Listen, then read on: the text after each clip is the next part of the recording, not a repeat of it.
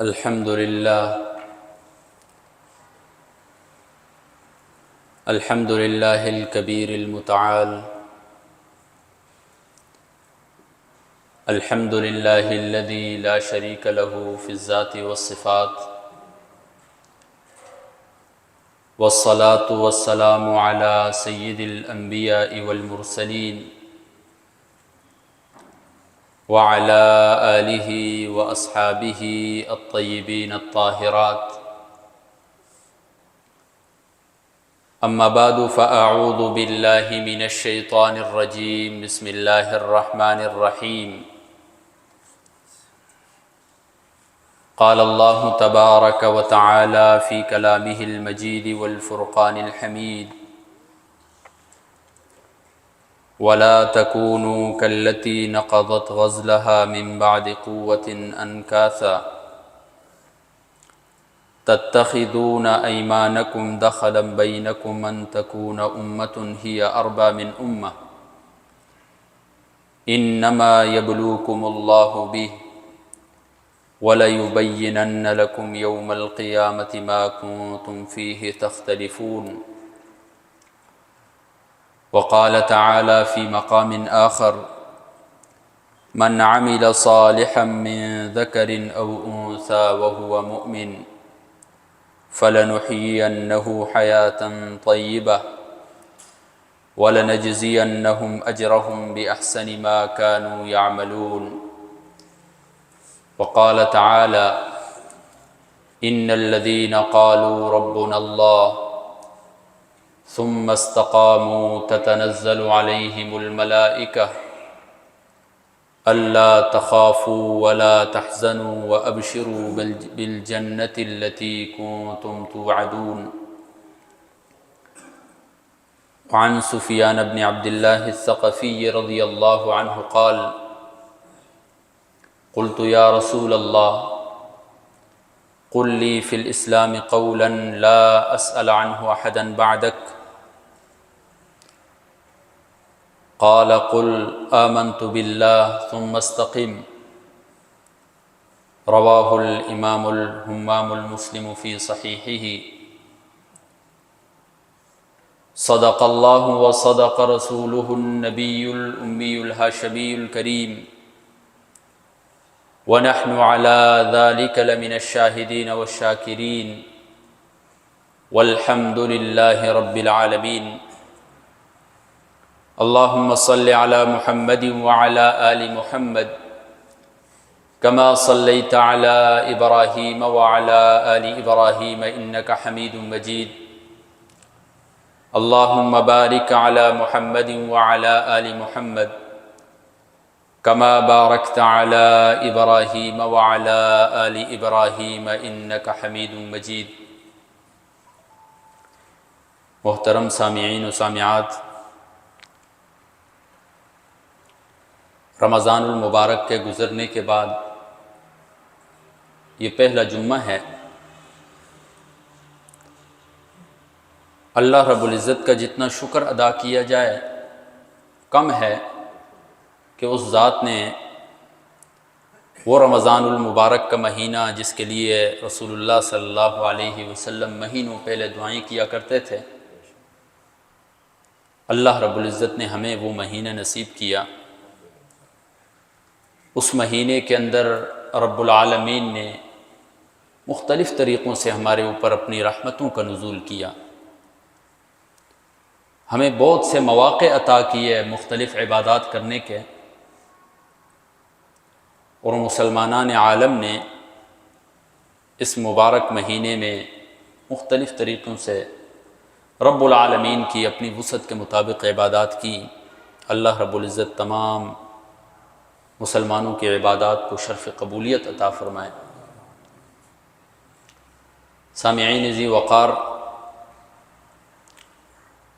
میں نے آپ حضرات کے سامنے سورۃ النحل کی 2 آیاتوں کی تلاوت فرمائی ہے۔ رب العالمین ان 2 آیاتوں میں ایک آیت کے اندر مسلمانوں سے وعدہ کر رہے ہیں، اور دوسری آیت کے اندر رب العالمین مسلمانوں کو تنبیہ کر رہے ہیں۔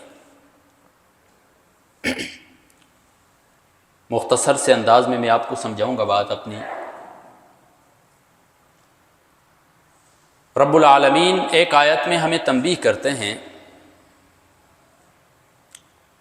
وَلَا تَكُونُوا كَالَّتِي نَقَضَتْ غَزْلَهَا مِن بَعْدِ قُوَّةٍ أَنْكَاثًا، تم مت ہو جاؤ اس عورت کی طرح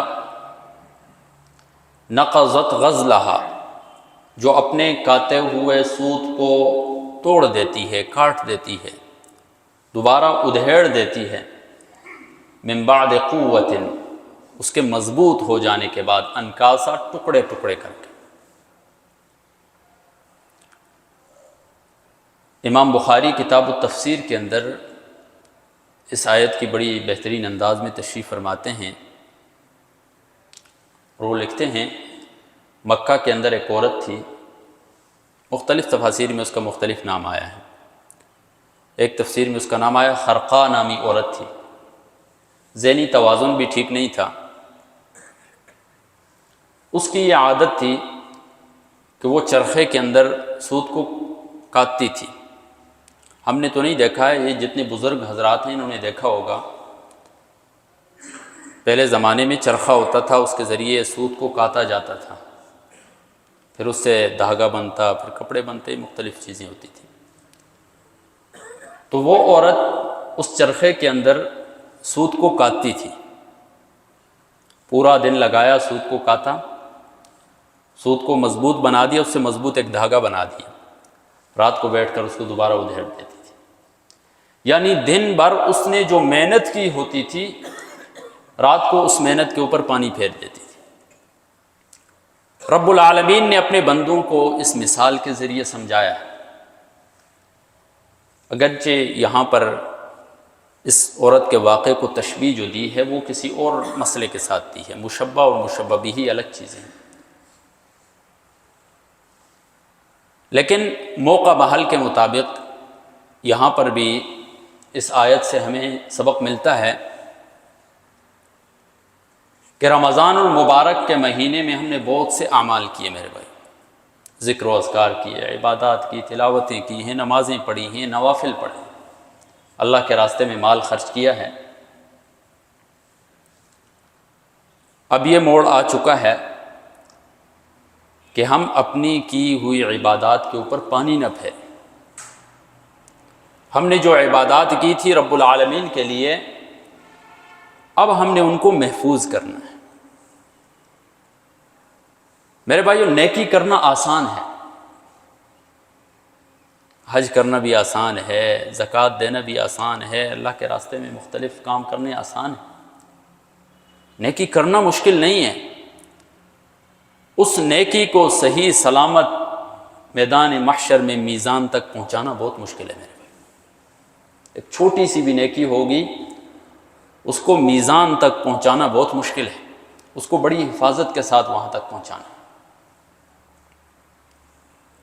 تو ہم نے رمضان المبارک کے مہینے میں جو اعمال کیے ہیں میرے بھائی، سب سے پہلی ذمہ داری ہماری یہ بنتی ہے کہ ہم ان اعمال کو ضائع ہونے سے بچائیں۔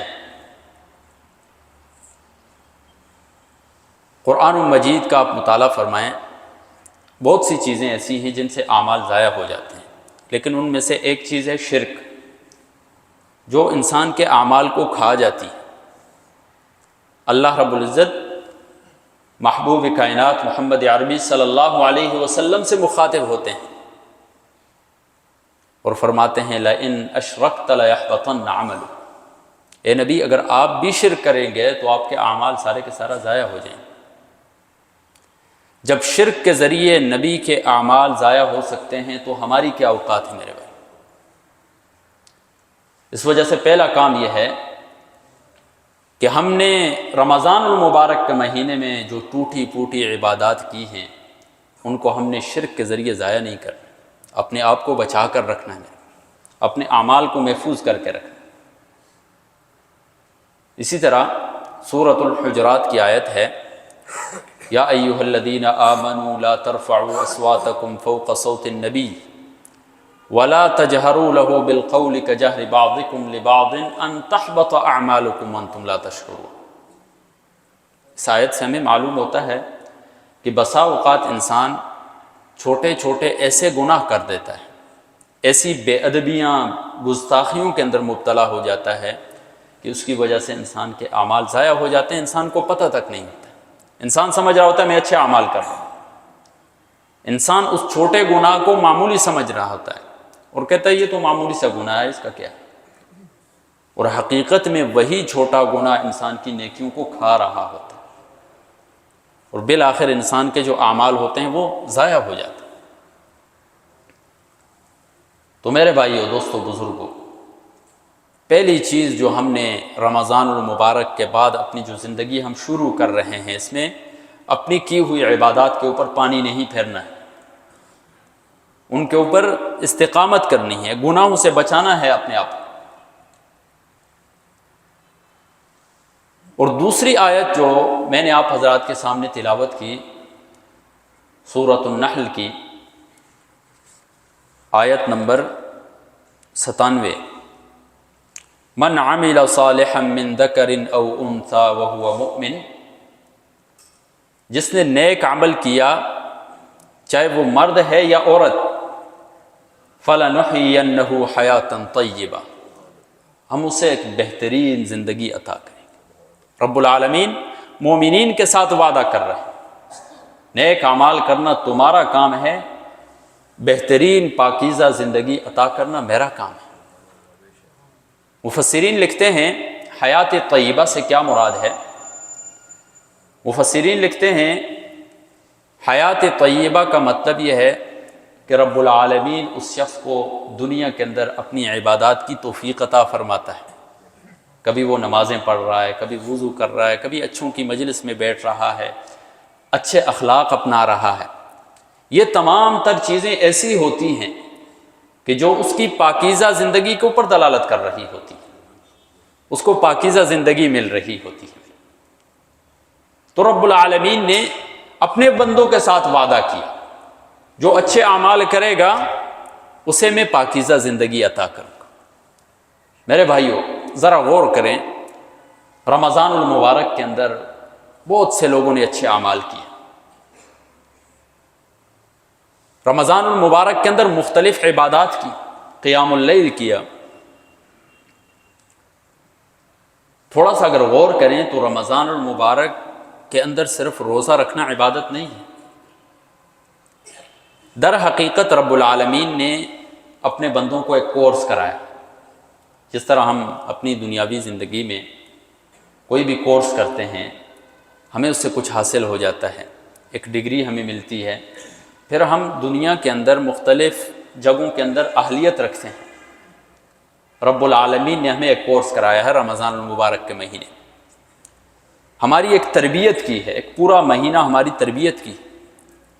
صبح ہمارا اٹھنے کا ٹائم مختص، کھانے کا ٹائم مختص، شام کے وقت افطار کس ٹائم کرنا ہے وہ مختص ٹائم ہے، اس سے پہلے کھانا پینا نہیں ہے۔ قیام اللیل کتنا کرنا ہے، کس ٹائم کرنا ہے۔ دن کے وقت آپ دیکھیں نمازوں کا ایک ٹائم ہے، پھر روزے کا بھی ایک ٹائم ہے۔ تو یہ ایک منظم طریقے کے ساتھ ہماری ایک تربیت کی ہے میرے بھائیو رب العالمین۔ رمضان المبارک سے ہم نے جو اسباق حاصل کیے ہیں، جو چیزیں سیکھی ہیں، ان میں سے پہلی چیز ہے تعلق مع اللہ، اللہ کے ساتھ رابطہ ہمارا مضبوط ہو جائے۔ رمضان المبارک کے مہینے میں اللہ تبارک و تعالیٰ کے بندے مختلف مشقتوں کے باوجود بھی رب العالمین کے در پہ حاضری دیتے تھے۔ بیمار ہے پھر بھی اٹھتا ہے اور سحری کے لیے رب العالمین کے کہنے کے اوپر وہ سحری کرتا ہے۔ بیمار ہے لیکن پھر بھی مسجد کی طرف چل کر آ رہا ہے، دل نہیں کر رہا ہے پھر بھی افطار کیے، افطار کے بعد جسم انسان کا کمزور پڑ جاتا ہے لیکن پھر بھی اٹھ کے آ رہا ہے نماز کے لیے۔ یہ رب العالمین کی طرف سے ایک تربیت ہو رہی ہے، اپنے ساتھ رب العالمین اپنے بندے کا تعلق جوڑ رہے ہیں۔ میرے وہ ایک مقولہ ہے، من کان للہ کان اللہ لہ، جس نے اللہ کو اپنا بنا لیا اللہ اسے اپنا بنا دیتا ہے۔ تو ہم اپنی زندگی میں میرے بھائیوں ہم نے صرف رب العالمین کے ساتھ تعلق رمضان میں نہیں رکھنا، نمازیں تو رمضان کے علاوہ بھی ہوتی ہیں، ذکر و اذکار تو رمضان کے علاوہ بھی ہیں، خیر کے کام تو رمضان کے علاوہ بھی کرنے ہیں نا۔ تو رب العالمین کے ساتھ جو تعلق ہے، جس طرح تعلق ہم نے رمضان المبارک میں رکھا تھا میرے بھائیوں، صبح دل نہیں کرتا تھا لیکن اٹھ جاتے تھے، کھانے کو دل نہیں کرتا تھا پھر بھی رب العالمین کے حکم پر لقمہ ہم لے رہے تھے، دن کے وقت گرمی ہو سردی ہو مختلف مشقتیں ہوتی تھی، اپنی جاب چھوڑ کر پھر بھی نماز کے لیے آتے تھے، رب العالمین کے ساتھ محبت کا ثبوت دے رہے تھے۔ اسی طرح ٹوٹے ہوئے جسم کے ساتھ رات کو کھڑے ہو کر رب العالمین کے سامنے قیام اللیل بھی کرتے تھے۔ یہ محبت جو رب العالمین کے ساتھ تھی اس کو ہم نے آگے بھی جاری رکھنا ہے۔ یہ رمضان المبارک ہمیں سبق دے رہا ہے کہ جو تعلق آپ نے رب العالمین کے ساتھ 30 دن رکھا تھا وہ آپ نے ابھی 11 مہینے رکھنا ہے، پھر اگلے رمضان المبارک میں یہ 10 جو ہے یہ تربیت کا نظام جو یہ دوبارہ رب العالمین یاد دہانی کریں گے۔ اسی طرح اس کے ساتھ ساتھ میرے بھائیوں ہم نے تقوی اختیار کرنا۔ رمضان المبارک کے اندر روزے رکھنے کا بنیادی مقصد ہی تقوی ہے۔ ایک بندہ بند کمرے کے اندر بیٹھا ہوا ہے، کوئی اسے نہیں دیکھ رہا، دروازہ بند ہے، کھڑکیاں بند ہیں، سامنے طرح طرح کے کھانے اس کے سامنے پڑے، لیکن روزہ رکھا ہوا ہے، تو وہ ان کی طرف ہاتھ بھی نہیں پھیلاتا ہے کہ میرا روزہ ہے۔ کس وجہ سے روزہ ہے، کیوں نہیں ہاتھ لگا رہا ہے؟ اللہ تبارک و تعالیٰ دیکھ رہا ہے۔ دل کے اندر فوراً یہ کیفیت پیدا ہوتی ہے کہ مجھے کوئی بندہ تو نہیں دیکھ رہا لیکن رب العالمین کی ذات مجھے دیکھ رہی ہے۔ انی اسمع و ارا، وہ انسان کی ہر جگہ سنتا ہے اور ہر جگہ انسان کو دیکھتا ہے۔ تو یہی کیفیت رمضان المبارک کے علاوہ بھی ہمارے اندر پیدا ہونی چاہیے۔ میرے جب ذہن کے اندر کوئی گناہ کا خیال آ جائے فوراً دوسری جانب یہ خیال آنا چاہیے کہ رب العالمین کی ذات دیکھ رہی ہے۔ کسی گناہ کے کام کی طرف چلنے کا ارادہ ہو فوراً رک کر یہ خیال کرے کہ رب العالمین کی ذات مجھے دیکھ رہی ہے۔ جب بھی گناہ کا خیال آئے میرے بھائیوں تو ہمارے ذہن میں یہ خیال آنا چاہیے کہ اللہ رب العزت کی ذات دیکھ رہی ہے، دنیا کا کوئی فرد دیکھے یا نہ دیکھے رب العالمین کی ذات دیکھ رہی ہے۔ علماء لکھتے ہیں کہ روزے 2 طرح کے ہوتے ہیں، ایک چھوٹا روزہ اور ایک بڑا روزہ۔ چھوٹا روزہ تو یہ ہے کہ انسان صبح سے شام تک کھانے پینے جماع سے رک جائے، یہ چھوٹا روزہ ہے۔ بڑا روزہ یہ ہے کہ رمضان المبارک کے علاوہ بھی انسان رب العالمین نے جن کاموں سے روکا ہے ان سے رک جائے، جن کاموں کے کرنے کا حکم دیا ان پر عمل پیرا ہو جائے، یہ بڑا روزہ ہے۔ چھوٹا روزہ تو صرف 1 مہینے چلتا ہے، یہ بڑا روزہ جو ہے یہ پورا سال چلتا رہتا ہے، 11 مہینے یہ بڑا روزہ چلتا رہتا ہے۔ تو ہم نے تقوی اختیار کرنا ہے، تقوی والی جو کیفیت ہے وہ ہم نے ابھی سے اپنانی ہے۔ رمضان المبارک کا جو رنگ ہمارے اوپر چڑھا ہے وہ نظر آنا چاہیے میرے بھائی ہماری پوری زندگی کے اندر، اور اس کے ساتھ ساتھ اخلاص کو ہم نے اپنانا ہے۔ جس طرح روزہ صرف اور صرف رب العالمین کی ذات کے لیے رکھا جاتا ہے، اس طرح ہم باقی اعمال جو ہیں وہ بھی صرف اور صرف رب العالمین کی ذات کے لیے کریں۔ اخلاص کسے کہتے ہیں؟ کسی بھی چیز کے اندر دوسری چیز کی ملاوٹ نہ کی جائے، اسے اخلاص کہا جاتا ہے۔ ایک چیز ہے اس کو ساری چیزوں سے پاک کر دیا جائے، تو یہ ایک قسم اخلاص کی ایک مثال ہے۔ امام راغب اصفہانی رحمہ اللہ لکھتے ہیں فحقیقت الاخلاص التبری عن کل ما دون اللہ، اللہ تبارک و تعالیٰ کی عبادت اور اس کی رضاجوئی کے علاوہ کسی کی عبادت انسان نہ کرے، تمام لوگوں کی عبادت سے تمام لوگوں کی رضاجوئی سے انسان بری ہو جائے، یہ اخلاص ہے۔ صرف اور صرف عبادت رب العالمین کے لیے خاص کر، تو اخلاص جو ہے انسان اپنے بارے میں بھی رکھے، اپنے ساتھ بھی مخلص رہے۔ اپنے ساتھ مخلص کیا ہے؟ تنہائی کے اندر بھی گناہ نہ کریں، تنہائی کے اندر بھی رب العالمین کا خوف اپنے دل کے اندر رکھیں، یہ اپنے ساتھ اخلاص، اور رب العالمین کے ساتھ بھی اخلاص رکھیں کہ صرف اور صرف اسی ذات کی عبادت، نیک کام اسی کے لیے، عبادت کرنی ہے اسی کے لیے، سجدہ کرنا ہے اسی کے لیے، رکوع اسی کے لیے، کوئی چیز خرچ کرنی ہے اسی کے لیے خرچ کریں۔ یہ اخلاص والی جو کیفیت ہے میرے بھائیو، جو رمضان المبارک کے مہینے میں ہمارے اندر پیدا ہوتی ہے، جو مختصر سے کورس کے اندر ہم نے سیکھی ہوتی ہے، یہ پورا سال ہم نے چلانی۔ اور اس کے ساتھ ساتھ میرے بھائیو، عبادات اور ان کے اوپر استقامت، جس طرح رمضان المبارک کے مہینے میں ہماری ایک عبادات کی روٹین بنی ہوئی تھی، اسی روٹین کو ہم نے آگے جاری رکھنا ہے۔ صبح ہم اٹھتے تھے فجر کے لیے، ابھی ہم اٹھ رہے ہیں تو سمجھ لیں کہ ہماری رمضان المبارک کی عبادات قبول ہو چکی ہیں، ابھی بھی رب العالمین توفیق دے رہا ہے فجر کے اٹھنے کے لیے۔ اسی طرح دن کے وقت 5 نمازیں باجماعت، ذکر و اذکار، رمضان المبارک کے مہینے میں قرآن و مجید کی تلاوت کی جاتی تھی، ابھی بھی ہم نے آگے زندگی میں اس کو جاری رکھنا ہے، تب رمضان المبارک سے صحیح معنوں میں ہم فائدہ حاصل کریں گے میرے بھائی۔